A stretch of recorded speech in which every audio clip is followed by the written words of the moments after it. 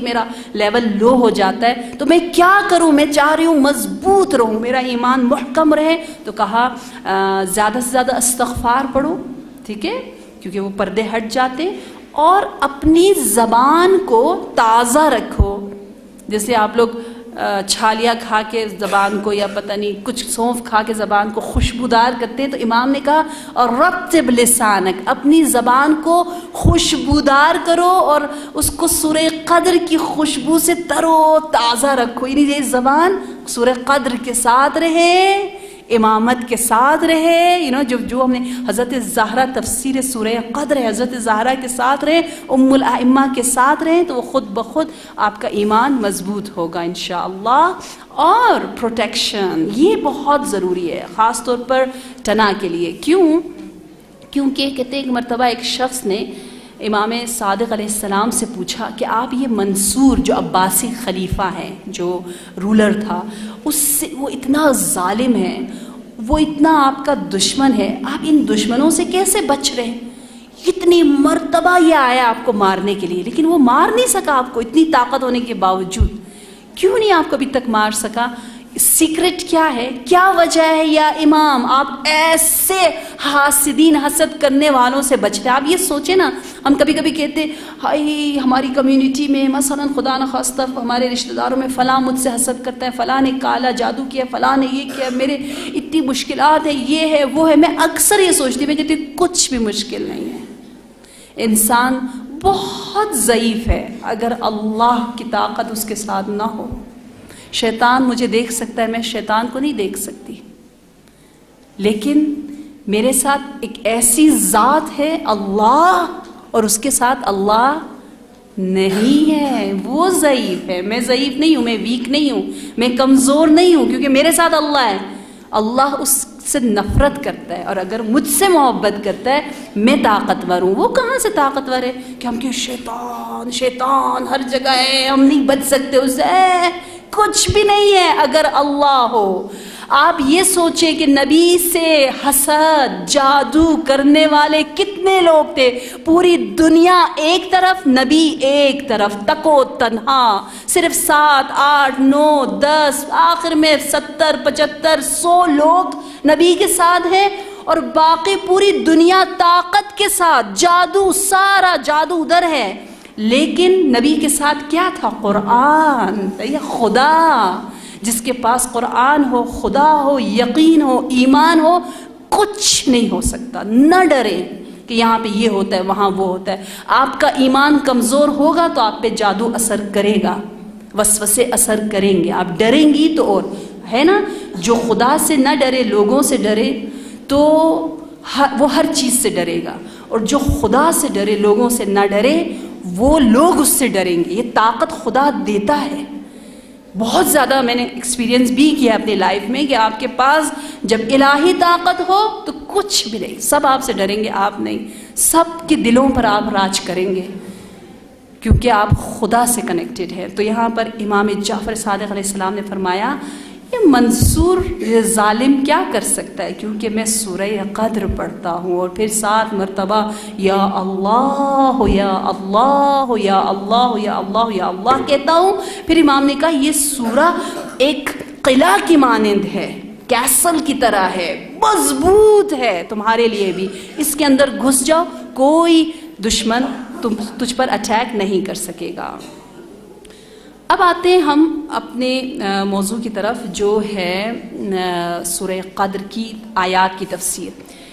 اعوذ باللہ من الشیطان الرجیم، بسم اللہ الرحمن الرحیم. انا انزلناہ فی لیلۃ القدر وما ادراک ما لیلۃ القدر لیلۃ القدر خیر من الف شہر. عجیب ہے، لیلۃ القدر کو 3 ٹائمز کہا، بار بار، جبکہ عربی زبان میں ایک پروناؤن لا کر اس کو یوزلی ہوتا ہے نا کہ زاہدہ نے کہا کہ ادھر آؤ، پھر زاہدہ نے کہا کہ ادھر جاؤ، پھر زاہدہ نے کہا بیٹھ جاؤ. ہم یوں نہیں کہتے نا، ہم کہتے زاہدہ نے کہا کہ چلے مسجد، پھر اس نے کہا کہ ادھر بیٹھ جاؤ، پھر اس نے کہا کہ یہ کرو. اس نے کر دیتے نا، اس نے، ضمیر، پروناؤن.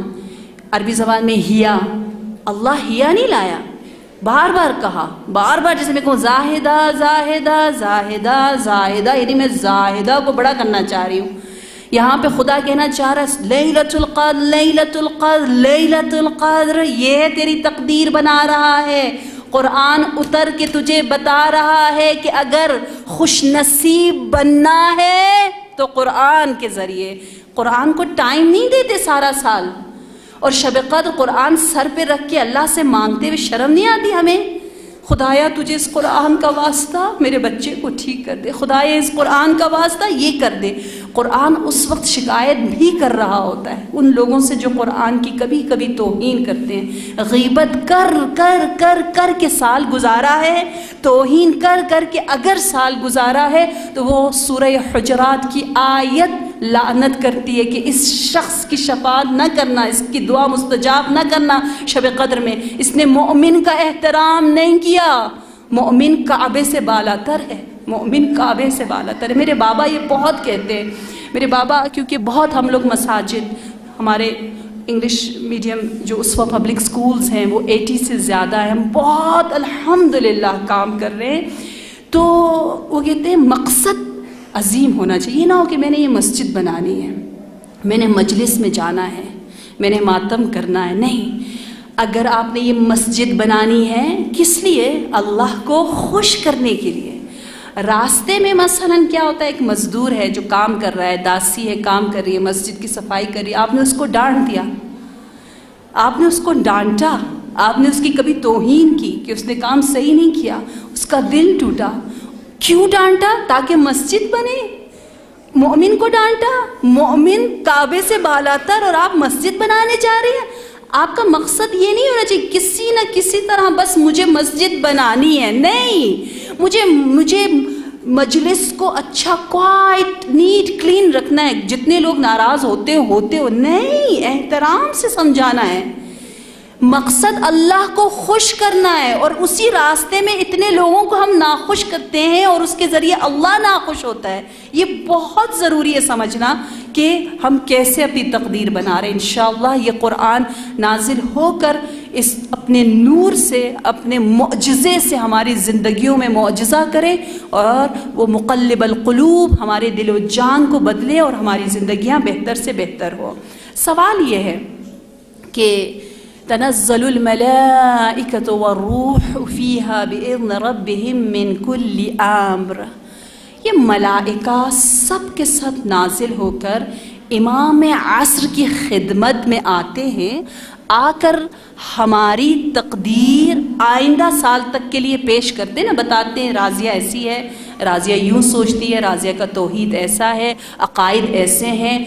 وہ عدالت سے کام لیتی نہیں لیتی، کتنا ظلم کرتی ہے، کتنی بے انصافی کرتی ہے، کیا کرتی ہے، ایک ایک چیز کو بتاتے ہیں تو اس کے مطابق تقدیر بنتی ہے۔ تو ہمارا تو یقین ہے کہ امام تو سب کچھ جانتے ہیں، پہلے سے ہی جانتے ہیں نا۔ ہر ہم کہتے ہیں شب چہار شنبے بدھ کی رات ہمارے اعمال امام کے سامنے پیش ہوتے ہیں نا، ہر جمعے کو بھی۔ تو یہاں کیا ہو رہا ہے؟ تو جواب یہ ہے واٹس نیو مینس نیا کیا بتایا جا رہا ہے امام کو شب قدر میں، ملائکہ کیا نئی نئی چیزیں لے کر آ رہے ہیں۔ تو کہہ رہے امام کو مختصر سا پتہ ہے، لیکن ڈیٹیل میں امام جو ہے وہ اس رات میں بیٹھ کر بِإِذْنِ اللہ جو ہے وہ ڈیسیجن کرتے ہیں۔ اور 19ویں رات میں دیکھیں ہمارے پاس پھر کتنا کرم ہے، لطف ہے خدا کا، 19ویں رات میں ہماری لکھ لی تقدیر۔ پھر کہا نہیں ابھی ایک رات اور چانس دیتے، شاید بدل جائے، اور زیادہ توبہ کر لے۔ 21ویں رات میں بھی کنفرم تقریباً ہو گیا، صرف سائن رہ گیا۔ کہا نہیں ابھی تھوڑا سا اور صبر کرتے۔ جب بھی ہم گناہ کرتے ہیں نا دن میں بھی تو ایسا ہی ہوتا ہے نا، آپ کو پتہ ہے میں نے گناہ کیا، فوراً خدا فرشتوں سے کہتا ہے فوراً نہ لکھو، اس نے غیبت کی ہے، ابھی کی ہے، نہ لکھو نہیں، کرام الکاتبین نہ لکھو۔ کب تک؟ کیا بتائیں گے آپ لوگ؟ جب تک دوسرے نماز کا ٹائم نہ ہو جائے، 7 آورز تک۔ تو 7 میں نے بتایا تھا نا، 7 نمبر کے بارے میں انشاءاللہ ہم کبھی ڈیٹیل میں بات کریں گے، زندگی رہی تو۔ 7 گھنٹے تک نہ لکھو۔ کیوں؟ کیونکہ 7 گھنٹے کے بعد ایک نماز کا تقریباً ٹائم آتا ہے تو وہ استغفار کرے گا، توبہ کرے گا۔ بالکل اسی طرح شب قدروں کا بھی ہے۔ ایک شب قدر گزری، کہا شاید اس کی تقدیر اس سے بہتر بن جائے، خوب نیکیاں کرے، خوب اچھے اعمال کرے، تاکہ بہترین سے بہترین تقدیر انشاءاللہ ہماری لکھی جائے، اور شب قدر آخری جو ہے اس میں پھر فائنل امضا سٹیمپ جو ہے وہ لگ جاتا ہے اور ڈیسیجن ہو جاتا ہے۔ اب آخری آیت آج ہم کرتے ہیں، سلام ہی حتی مطلع الفجر۔ سلام ہی سلام ہے، شروع میں آیا سلام ہیا، جبکہ ہوتا یہ ہیا سلام، یعنی وہ رات، جن کو عربی آتی ہے وہ سمجھ رہے ہیں کہ یہاں ترتیب